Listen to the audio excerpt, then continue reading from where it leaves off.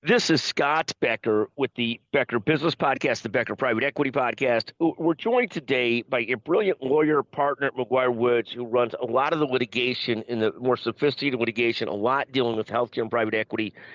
We're joined today by David Pivnick. David, as many people don't know, is a dual citizen. He's Canadian and American. Thus, he becomes on all things our Canadian expert, whether we're talking hockey, curling, Justin Trudeau, or anything related to Canada. He's our go-to person. He's actually extremely well-rounded and brilliant. You had said yesterday, one of the best comments I've seen in a long time, that the prime minister took over for Justin Trudeau, that everybody gets 15 minutes of fame and his 15 minutes are over. And again, there was this contentious election where people thought that the Conservatives were going to win. Pierre something, Palavu, I can't ever pronounce it. I don't, maybe you can pronounce it, I'm sure. Polyev? Polyev. I maybe as close I'm not sure as that's right either, but I'm pretty sure it is. Yeah, no, I think you're certainly in the ballpark. And instead, this guy Carney won. And Carney so far has been seemingly is almost as unpopular as Trudeau got to be at the end of his prime ministry. And the only reason that this guy won and the Liberals won again is because Trump so attacked Canada that there was a rebellion against this sort of conservative pro-U.S. voice in Polyev. And so what is going on in Canadian politics, and does it matter? Those two questions. And the second question is sort of a joke. Does it matter? I say that facetiously to tease fun at our Canadian brethren, which we love. But what is going on in Canadian politics? Anything that you could share with us? What exactly is going on up there? Yeah, I mean, look, first of all, on the latter part, I know you say it tongue in cheek, but it certainly matters to Canadians. I think it is probably less viewed as less important in the States, and that's probably part of what bothers, I think, a lot of Canadians, and why there was that backlash in connection with President Trump's comments about the 51st state, et cetera. And I do think that galvanized a lot of Canadians and did help swing the Canadian election. In terms of what's going on in Canadian politics more generally, I mean, look, it's an incredibly different system than the States because, at least ostensibly, there are multiple parties. I mean, I know people here pretend there's a Green Party and that there's other choices, but really it's a two-party system, and the other parties are just pulling votes away.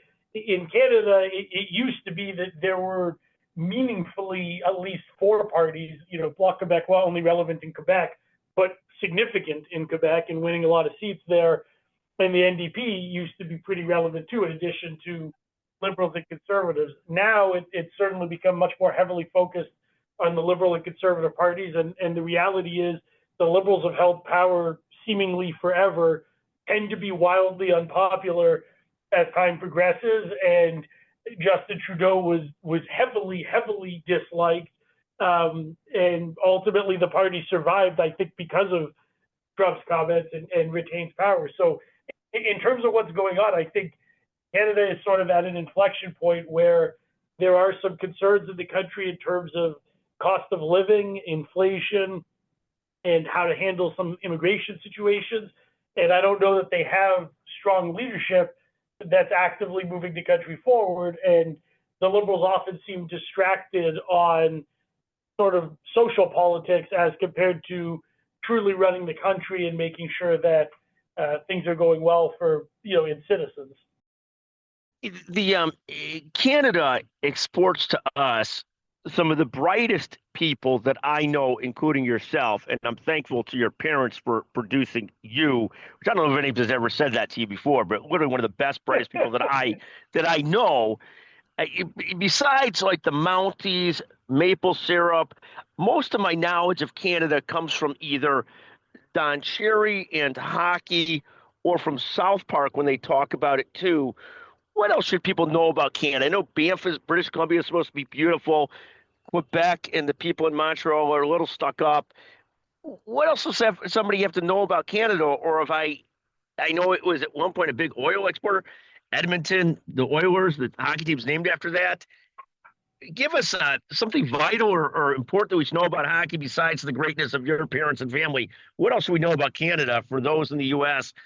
that that really didn't even realize that Canada was. I thought it was a suburb of Chicago for a long time, but I guess it's its own country. What should we know about Canada? Yeah, I think that says a lot more about the education system in Skokie. And I'm not going to besmirch your parents, who are wonderful people, but it raises some questions about your upbringing if you thought Canada was a suburb of Chicago, even tongue in cheek.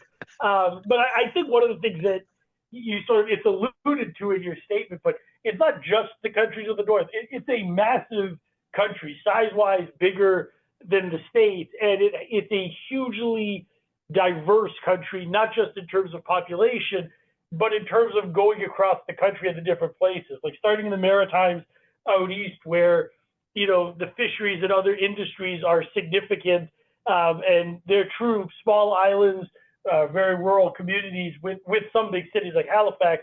Toronto and Montreal are obviously world-class cities that you know about, and I think for anyone listening who hasn't been to either or both, I think those are must-visits, as is, frankly, Vancouver on the other coast.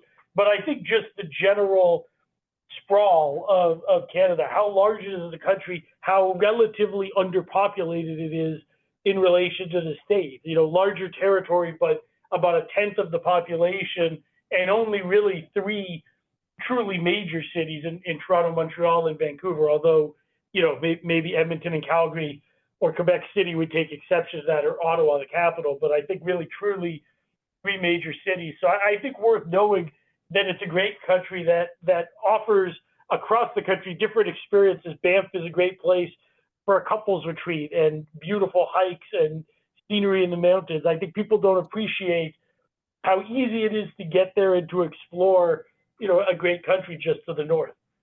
And I have a suburb of Chicago. No, and I have a serious question for you. So, maybe you could help me with this. I grew up watching a TV show called Rocky and Bullwinkle, and I don't know, do you actually see moose every day in Canada, even in the big cities like Toronto?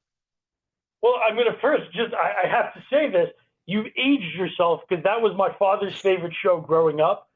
So I used to watch Rocky and Bullwinkle cartoons as sort of an homage on the oldies station to my father, and I'm glad that you've sort of aged yourself there. You do not see moose or mounties everywhere you go. You have to actually work pretty hard to come across a moose or a mountie in Canada. Maple syrup easier to find. The thing that the commonality between your father and I is twofold. One, we have to deal with you. 2 is that we both have great taste in television, apparently. So that is what that is. It is what it is.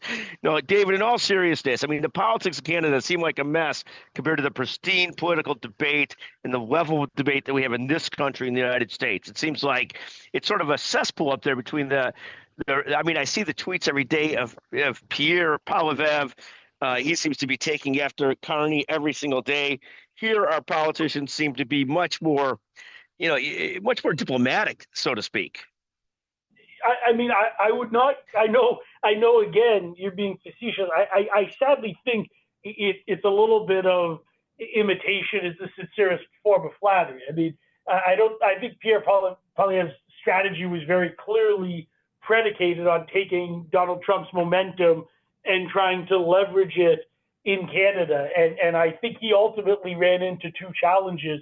One, I think for people, whether you like President Trump or not, it's hard to argue the man's a showman and has some charisma. And so the folks he appeals to, he really appeals very strongly, and he can command a room. Pierre Poilievre just doesn't have that same gift. And so he was trying to do a little bit of a Trump-light performance, but he's just not President Trump to pull it off, which makes for an interesting dynamic. I think his 15 minutes is also widely run at this point. So I think it'll be interesting how it plays out. But really, it is a function of lots of people trying to do President Trump where they can't pull it off. And when it bounces back in the other direction, it's a dramatic swing. And I think that took place in Canadian politics. I think we see it with some international politicians, not just in North America. We've seen it with some South American politicians in Europe, where people have seen a strong conservative right-wing lean work with a charismatic leader in a guy like President Trump, and are trying to follow suit. It's just not as easy to do where you don't have his flair, for better or for worse. I think, with all joking aside, it's actually a brilliant analysis. It's one of the reasons I just love talking to David Pivnick. He's a partner at McGuireWoods. He's one of the brightest people that I know, and can really talk intelligently about any subject. I tease him about Canada, but Canada's obviously a wonderful place. It's not a suburb of Chicago. It's a state. It's a 50. No. It's a fantastic country. I know my geography. Are you kidding me? In any event, David, it is always great to talk to you. The brightest of the bright, and thank you so much for joining us today on the Becker Business, the Becker Private Equity Podcast. We'll be next week back with David talking about leadership and law and all kinds of sophisticated subjects. Today, I was reading so much stuff yesterday about the different tweets and discussion between Polyev and Carney that I couldn't help myself but ask about Canada. It's always a pleasure, though. Thank you so much, David. Thanks for having me on, Scott.